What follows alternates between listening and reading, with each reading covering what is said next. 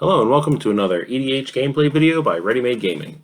Today we'll have a game featuring Emiel the Blessed, Yuriko the Tiger Shadow, Nethroi Apex of Death, and Siona, Captain of the Pileus. These are all the players' opening hands. Everybody keeps lands and spells. I'm on a mulligan to 4 here, piloting Yuriko. So those 3 will go to the bottom. Jim mulligan to 6, keeping lands and spells as opposed to exclusively spells. There's Jim's hand again, just for good measure. So Randy's first in turn order, he'll be drawing, laying a basic plains, and passing the turn. I will draw in my mull to 4 and play a island into a Moth Dust Changeling. Now the thing with Yuriko, usually mulliganing to 4 is very, very, very, very bad. But you make up the lack of card advantage so quickly with Yuriko, and you literally can almost never keep a hand that does not produce a turn 2 attacking Yuriko. So my first, 3 or 4 hands just didn't have that. Jim's going to lead his first turn on the Temple of Plenty, tapped, entering the battlefield, triggering to give him a scry. He'll keep it on top. Passing to Grant. That was a lot of words in a small amount of time. He'll play an Exotic Order and a Birds of Paradise. Now the glare is a problem throughout this entire video. It didn't show up when I was recording, but it is pretty prevalent here.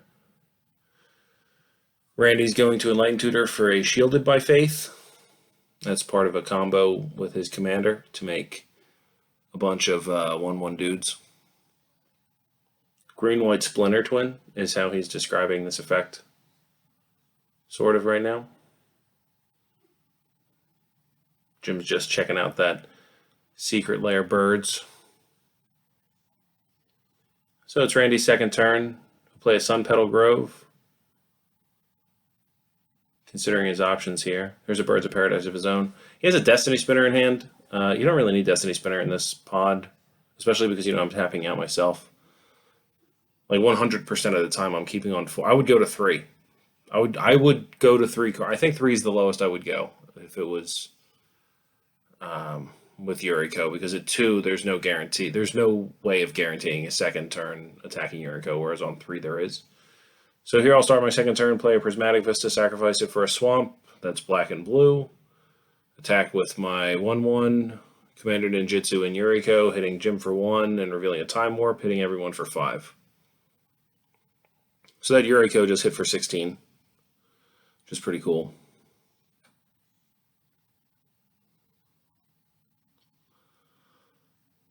Jim's second turn, he'll play a Forest. He has the option of producing a blocker here, but it is a 1/1, so he's just going to Farseek. So Farseeking for a Savannah or a Temple Garden, some duel with the type plains in it. I'm assuming there's a Scattered Groves. That's an excellent choice. It's probably the perfect card to search out.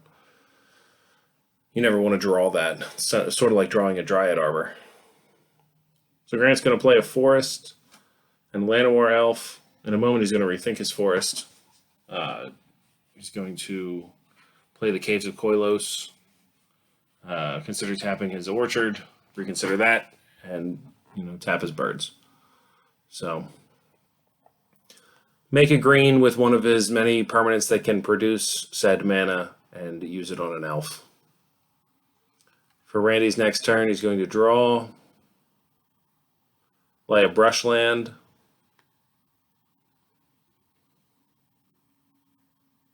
Consider his options. He's got 4 mana to work with. He could play his commander if he wanted to. I know he has that Destiny Spinner in hand. I don't exactly know what the rest of the contents of his hand are. There's that Destiny Spinner. That card's amazing. Like the text box on that card is just insane. Allosaur Shepherd is like $100. And Destiny Spinner is, in many, many decks, it's basically just an Allosaur Shepherd.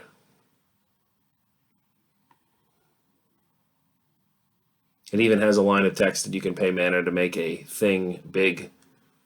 So obviously it's not as good as Allosaur Shepherd for a number of reasons. And there's an Open the Armory. That is going to search up an equipment or enchantment, an aura, or equipment and add it to hand. What are we going to get here? So here I am thinking about my turn. I'll untap and draw.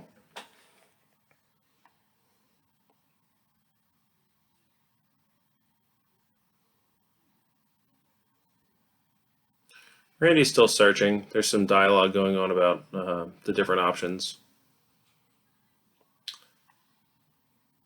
There's a Flooded Strand for the turn after playing Soul Ring. It's always weird, and I do this a lot. I play a land after a permanent. A non-land permanent, I guess. I play a land after I cast a spell, and it's kind of... I don't know if it's one of the bad habits, but it's one of the habits I'd like to break. Another one is I like to put my spells onto the battlefield without paying for them. I've done that in a number of videos. I pay for them later. Like, I will put it onto the playmat or the battlefield or whatever. And then I'll tap the mana once I slam it on the battlefield. I verbally announce it, but that doesn't really come across in these videos. So there's Swing with Yuriko after I tutored up an Underground Sea. It revealed the Sunken Hollow, which is the worst card in the deck, and I should cut it for either basic, really. And then I'll run out 2 1/1s, one Moth Dust Changeling we've seen prior, and a Triton Shore Stalker. There's a Priest of Titania, an Avacyn's Pilgrim, and a Stirring Wildwood. So Jim has definitely produced a number of blockers here.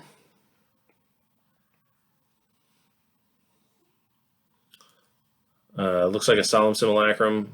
After Grant plays his land, he plays that basic forest we saw last turn and tutors up another basic forest. So Jim's got blockers, Grant's got blockers, Randy's got blockers. Looks like it's commander time for Mr. Randy. It looks like he missed a land drop there. And that is an enchantment that allows the enchanted creature to have protection from a color. I believe when it enters the battlefield, I don't know what the name of it is, but when it enters the battlefield, you name a color, and then you can pay 1 to name a different color, and it has protection from that one color, whether, you can only have protection from one color at a time. I don't believe it's affected by protection from white. So there's a Sunken Hollow. I will draw for turn, play the Sunken Hollow. I'm kind of willing to bet that Jim's not going to block here. He may block with the Avacyn's Pilgrim. So the Moth Dust Changeling has flying. It cannot be blocked. And the Yuriko both go at Jim. I will reveal an Okiba Gang Shinobi and a counterspell. In my second main phase, play a Time Warp. I will draw and play a Cabal Pit.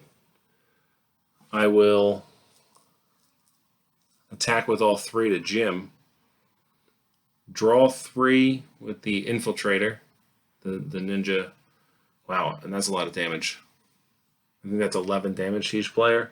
So Jim's at 9, Grant and Randy are at 13, and all that is because of Yuriko.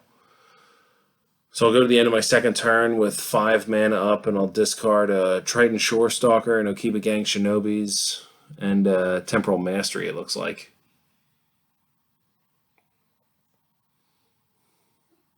Jim's going to go draw, play a forest off the top, tap 4 mana for Emiel. So Priest of Titania, it's in a weird spot. It's not usually in this position where it can make more mana because of the elves that the opponents control than the elves that the player with the priest controls. Right now I have a Changeling, and Mr. Grant has a Llanowar Elf. So this is a Dirge Bat. It's mutating onto a Birds of Paradise. We're all going to sacrifice something. Jim's going to respond with a Chord of Calling, tapping out to get a Llanowar Emissary. Everybody's going to sacrifice a creature because of the Dirge Bat. And at the end of the turn, I'm going to Malicious Affliction the Llanowar Emissary. Not the Llanowar Emissary, the Llanowar... I don't know what that is. The 3/3 for 3 that makes 3. The Triple Elf. And I'm going to target one of Randy's creatures, the Destiny Spinner, but he has a Flawless Maneuver. He's going to draw, play a Sigarda's Aid, and pass. At the end of turn, I'm going to Mystical Tutor for a Brainstorm. Draw the Brainstorm for turn. I'll place the Brainstorm onto the stack. Draw 1, draw 2, draw 3. Now I have a decision here with the ninja that draws a card and the Yuriko triggers. I can sort of determine if I want to draw these cards or if I want to reveal them. So there aren't a lot of high CMC cards in my hand right now. So I believe I choose to draw here instead. Yeah, stack my triggers such that I draw 2. And then reveal 2. Choking Tethers and Beacon of Tomorrow. So that's a lot of damage.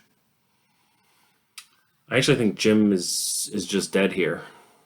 Yeah. So Jim takes 2. And then he takes the damage from the rest of the cards. Yeah.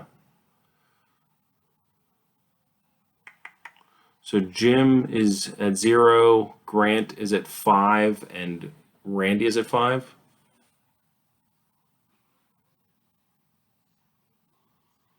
So I guess that was 12 damage off that. So Grant has a decision here. He is going to mutate in the Nethroi.